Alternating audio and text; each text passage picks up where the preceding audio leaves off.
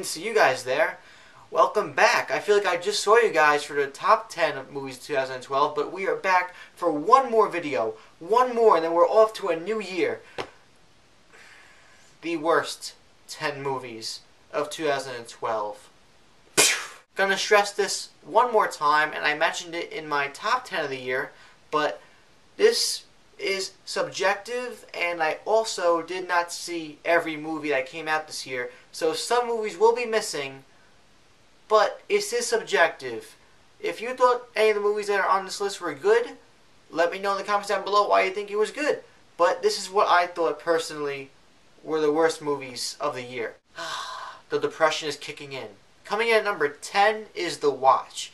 The Watch is a comedy that stars a big group of comedy stars like Ben Stiller, Jonah Hill, Vince Vaughn, and this one guy with an afro who I've never heard of before this movie.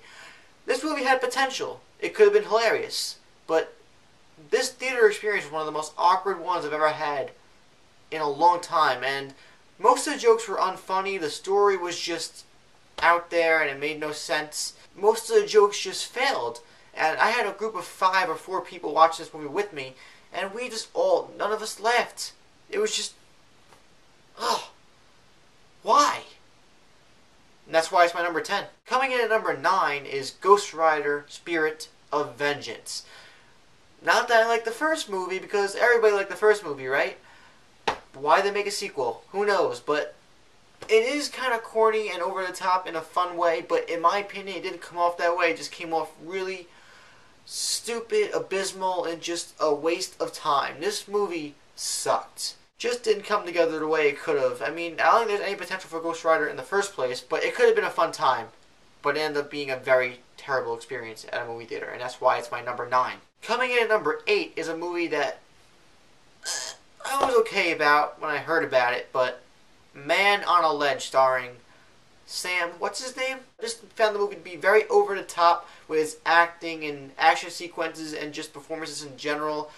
The ending of the movie was just ridiculous in the point that it just jumped the shark in ways unimaginable, and it was just really unsatisfying. It's just there.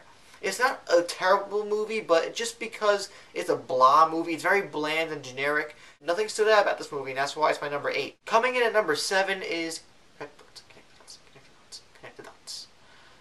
Devil Inside.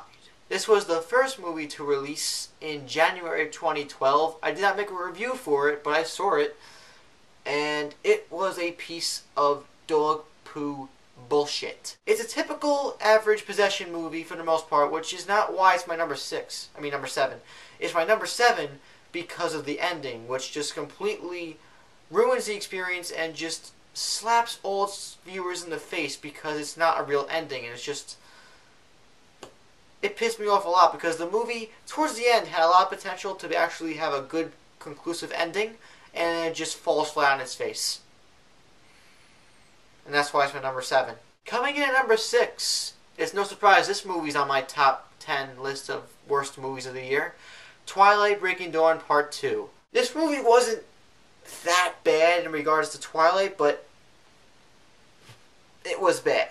The characters were just boring. The dialogue was just unimaginatively bland, and just, I don't see what girls see in these movies. I really don't. They're guilty pleasures, yeah, but thank God Twilight's over, and I'm happy to say that this movie's on my top 6 spot. Halfway there, coming in at number 5 is Resident Evil Retribution, or I think that's what it was, because there's been 4 already, and I forgot like the names of the subtitles. Yeah, this movie was terrible. It was your basic generic shoot-'em-up movie where it felt like a video game where the characters would start at one point at a low level and they progressed to a level, boss. Another level, big boss. Another level, biggest boss of them all. By this point in the Resident Evil movie franchise, just like, why make more? Nobody cares about them anymore, just end it. And I didn't have a good time with this movie, and I just really found it to be a waste of $12, and that's why it's my number 5 spot. Coming in at number 4 is a movie that I saw almost half a year early. I saw it in May, which it came out in Thanksgiving, Red Dawn the remake. And I thought seeing it early would give me a feeling of retribution in a way. I'd be like, oh, it's coming out pretty early in screenings. Maybe it'll be good. But I walked out of it feeling surprisingly disappointed in a really bad way. And that's probably a really bad thing because I enjoyed the original with Patrick Swayze and Charlie Sheen and all those cool cats. Walking into a movie knowing it's going to be bad is one thing, but walking into one thinking it's going to be good and walking out thinking it was bad, being disappointed, is another story. And that was the case with this one, and just really was unnecessary. And that's why it's my number 4. Coming in at number 3, we are almost there at the end, finally. A sequel to a movie that I really like a lot, Taken 2, starring Liam Neeson. It could have been fun, it could have been enjoyable, and some people do like this movie, and I'm not discrediting you. I mean, if you enjoyed it, good for you. But Taken 2, nothing about it was innovative or captivating or immersive like the first one. No investment in the characters, just the action was very, all the shaky cam, you couldn't see what was going on, and the ending was just very unsatisfying and inconclusive in the fact that it's just, well, this could have been a lot better. It was just really ridiculous, over the top, and just a lot of ideas that came to fruition in this movie sucked. And that's why it's my number 3. Okay, these next two are interchangeable, and in my opinion, even though I'm not a fan of ignorance, I think my opinion here is infallible. Number 2 is The Apparition. The Apparition was a horror movie starring one of the girls from Twilight. I forgot her name already.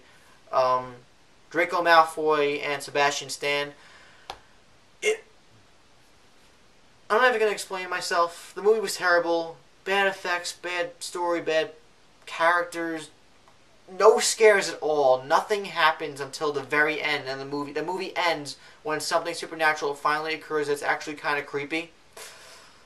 This movie is an insult to everybody who watches it. I would actually rather eat dog shit and throw up from some hobo out on a New York City sidewalk than watch this movie ever again. And that sounds pretty out there, but I would rather actually do that. This movie was fucking terrible, and that's why my number 2. And coming in at fabulous number 1 is a movie that pissed me off even more than Apparition Beyond Belief. And if you saw my review or you've been watching me for a little while, you know it to be true. Piranha 3 Double D. Now, I actually expected to have fun with this, and I don't know why I expected anything good out of it, but I did, and I watched it on my... I didn't pay for it, mind you. I watched it on my laptop, and I still felt so insulted. I can't even explain myself here because when I tried thinking about this movie, I feel like I'm getting a brain tumor. It's not a tumor. So simply put, Piranha 3 Double D is my number 1 because ... it sucked. Like, it really sucked. Oh, right. It's over. The worst 10 movies of 2012, in my personal opinion, we're finally done with it. And with that, we are done with videos for 2012. Next time you see MaffmanJones movie review, it will be 2013 for Texas Chainsaw Massacre. Oh goody, I can't wait for that one. Tell me what you thought was your worst movies of 2012. Your top 3, your top 10 if you want to. Just tell me what you thought about movies in 2012 that were not good in your opinion. To dig some light in this very dark tunnel, which we just went through for the last 10 minutes or so, what are you looking forward to in 2013? Your most anticipated movie of 2013. Just getting this out of the way, I started out 2012 reviewing back in early January, and since then I've met a lot of extraordinary people. I've done a lot of fun things that I didn't expect to do. Just a lot of events occurred in 2012 that changed my life for the better and for the rest of my life. Just I've been on a fast course to a direction that I'm very happy about. And I'm very glad for all you subscribers that are ever growing that watch my videos. You are the reason why I still do this.